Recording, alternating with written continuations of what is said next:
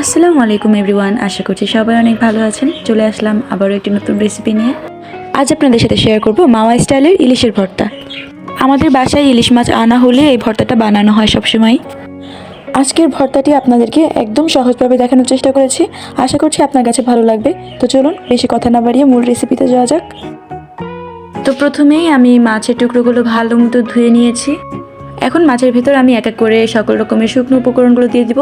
প্রথমে দিয়ে দিয়েছি পরিমাণ মতো লবণ, দিয়ে দিলাম হলুদের গুঁড়া, ধনিয়ার গুঁড়া, আর দিয়ে দিচ্ছি মরিচের গুঁড়া। সব কিছু দিয়ে হাত দিয়ে ভালো মতো মেখে নিব। মেখে 10 মিনিটের মতো রেস্টে রেখে দেব।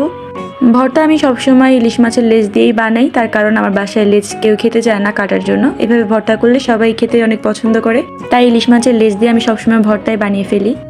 মাছগুলো মেরিনেট করে রেখে দিয়েছিলাম 10 মিনিটের মতো। 10 মিনিট পর আমি এখন এটাকে ভেজে নেব। চুলায় দিয়ে দিয়েছি প্যান, মিডিয়ামে জাল রেখে এখানে দিয়ে দিয়েছি বেশ খানিকটা সরিষার তেল। আর অবশ্যই সরিষার তেল দিয়ে ভাজতে হবে মাছটা, এতে করে ভর্তার ফ্লেভারটা বেশি ভালো লাগে। তেলের পরিমাণটা আমি বাড়িয়ে দিয়েছি, কারণ পরবর্তীতে ভর্তার ভিতরে আমি এই তেলটা ইউজ করব। মাছগুলো উল্টে পাল্টে আমি ভেজে নিচ্ছি, একটু কড়া করে মাছটা ভাজবো।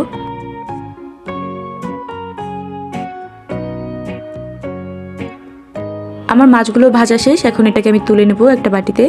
দেখতেই পাচ্ছেন আমি বেশ কড়া করে মাছগুলো ভেজেছি। এখন আমি ওই তেলের ভেতরেই দিয়ে দিচ্ছি পেঁয়াজ কুচি, আর দিয়ে দিচ্ছি 3 কোয়া রসুন। এগুলো বেশি কড়া করে ভাজা যাবে না, কোনো রকম একটু নরম হয়ে আসলেই নামিয়ে নিতে হবে। আর দিয়ে দিচ্ছি শুকনা মরিচ, শুকনা মরিচটাও ভেজে নেব।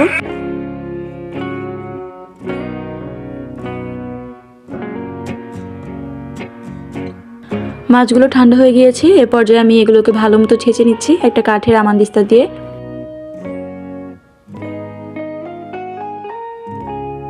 সবগুলো মাছ ভালো মতো ছেঁচা শেষ, এখন আমি মাছ থেকে ভালো মতো কাঁটাগুলো বেছে আলাদা করে নেব।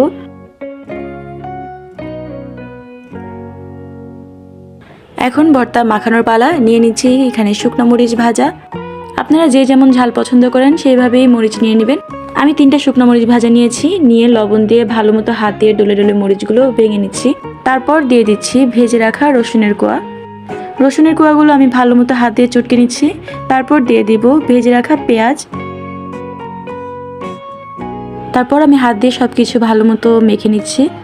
আপনারা চাইলে এখানে এখন ধনিয়া পাতা কুচিটা ব্যবহার করতে পারেন। আমার কাছে ইলিশ মাছ ভর্তায় ধনিয়া পাতাটার ফ্লেভার তেমন একটা ভালো লাগে না। ধনিয়া পাতার কুচিটা দিলে মাছের যে ফ্লেভারটা, মাছের যে ঘ্রাণটা, ওইটা আসে না, যার কারণে আমি ধনিয়া পাতা ইউজ করি না। ইলিশ মাছের ভর্তা ছাড়া অন্যান্য ভর্তায় আমি ধনিয়া পাতা কুচিটা সবসময় ব্যবহার করি, বাট এই ভর্তাটায় আমি ধনিয়া পাতাটা স্কিপ করে যাই। আপনাদের কাছে যদি ভালো লেগে থাকে আপনারা দিতে পারেন, এটা যার যার পছন্দ মতো। বেছে রাখা ইলিশ মাছগুলো আমি দিয়ে দিয়েছি এর ভেতর। তারপর হাত দিয়ে আরও কিছুক্ষণ মাখিয়ে নিচ্ছি। মাছ ভাজার সময় আমি একটু বেশি তেল দিয়েছিলাম, সেই তেলটাই আমি এখন ভর্তার ভিতরে ইউজ করছি। তেল দিয়ে আবারও হাত দিয়ে কতক্ষণ আমি ভালো মতো ভর্তাটা মিক্সড করে নিচ্ছি। এই তো আমার মাওয়া স্টাইলের ইলিশ মাছের লেজের ভর্তা রেডি। এখন গরম গরম ভাতের সাথে বা গরম গরম খিচুড়ির সাথে এরকম ঝাল ঝাল ভর্তা উপভোগ করুন। আমাদের অনেকেরই অনেক সময় হঠাৎ করে খাওয়ার রুচি থাকে না, কিছু খেতে ভালো লাগে না। এই সময় এই ভর্তাটা যদি আপনি বানান, আমি গ্যারান্টি সহকারে বলতে পারি আপনি অনায়াসে 2 থেকে 3 প্লেট ভাত খেয়ে শেষ করতে পারবেন। এতটা মজার এই ভর্তা। আর যারা আমার মতো ভর্তা প্রেমিক আছেন তারা তো মাস্ট বি বাসায় এই ভর্তাটা অবশ্যই একবার হলেও ট্রাই করবেন। আজকের মতো থাকছে এই পর্যন্তই, দেখা হবে নতুন কোনো ভিডিওতে। ততক্ষণ পর্যন্ত ভালো থাকবেন, সুস্থ থাকবেন, আল্লাহ হাফেজ। আর হ্যাঁ, অবশ্যই একটা লাইক, কমেন্ট, সাবস্ক্রাইব করে যাবেন প্লিজ।